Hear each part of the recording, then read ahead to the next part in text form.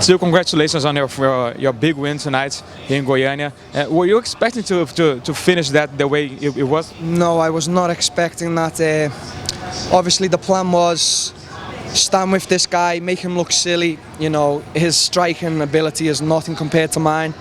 Obviously, in the first round, I was missing a lot of shots because I wasn't finding my range. You know, UFC first fight, so I was a bit nervous.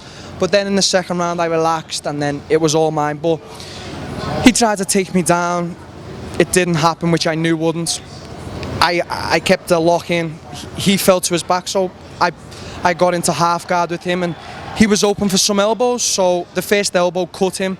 His face sort of wobbled, and then from there, I knew I had the knockout.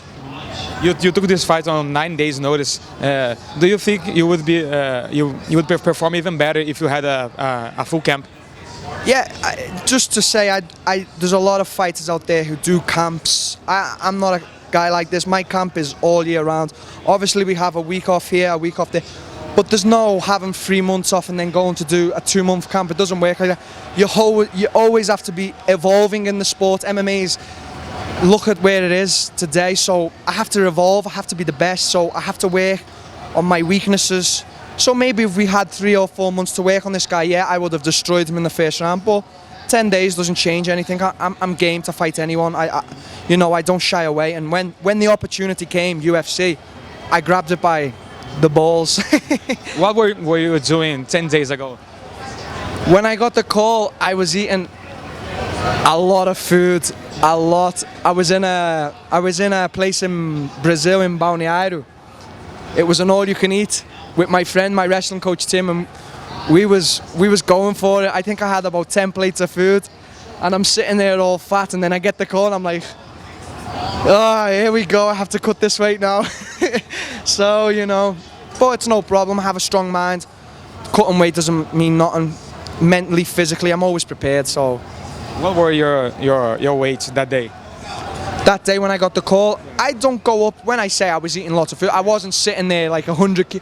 I don't go up a lot in weight. I don't find it very good for my performance or my health. So that day was probably about 89 kilos, which for some people is probably still, oh, that's light. But for me, that was heavy. I like to stay around 80, 88, 87, and I'm fast and I'm strong.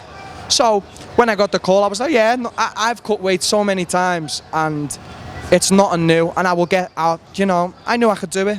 I was confident. You're very confident in your career, in your abilities. What do you want next for you? When you look to the future, what do you see for you in the UFC? I just want to be the best fighter. That's all I want. There's nothing, anything less, there's no exception. It's not sufficient for me. I come from Muay Thai, and it was the same in that. Obviously, I had a career in Muay Thai, and then when I was around 18, 19, I stopped for reasons. But whatever I've ever done in my life, I've always had to be the number one, the best. There's no exception to be lower. So obviously I have a next fight booked with the UFC. It'll be next year. This year I don't know when, but the goal is to be the best. I want the belt, I want everything, but I just want to be the best fighter. That's all. Why did you stop with Muay Thai? Because as I was saying, I was a good Muay Thai fighter. I could have went to the top. I know that, but Muay Thai is very controversial. It's not I don't know, say broadcasted big.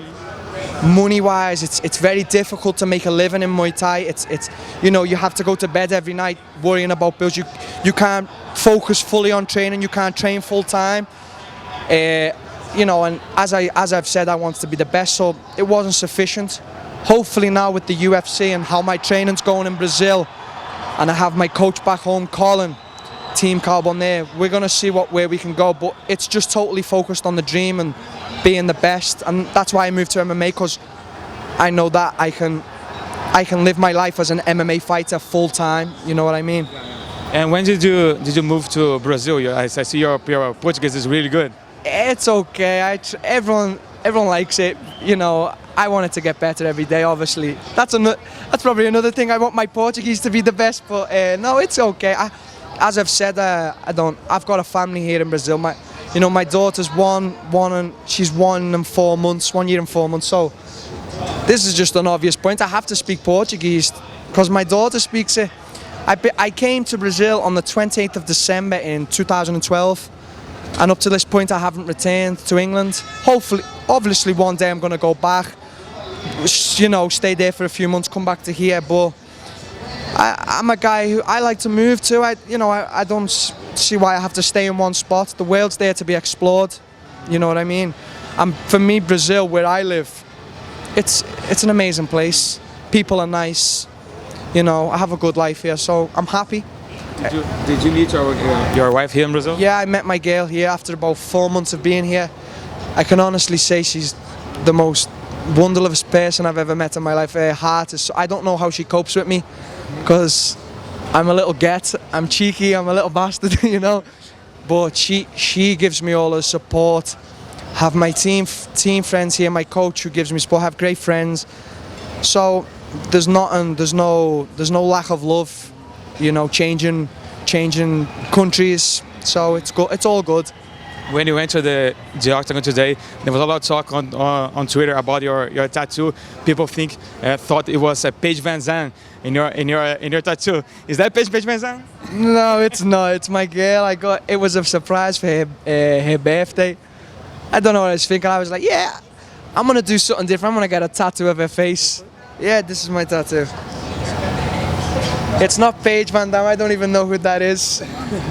You know, but it's how can we say, what's that word you said, Brig? It's a good what? It's a good shining. The tattoo's a good thing. You said something the other day.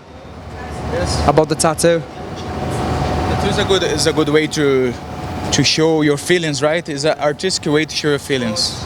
And as I've told you about my girl, she's next to none other. So every time I fight, she fights too, and she gets beat up with me. You know what I mean? So if she's pissing me off, I just go to the gym and let some guys punch me, you know.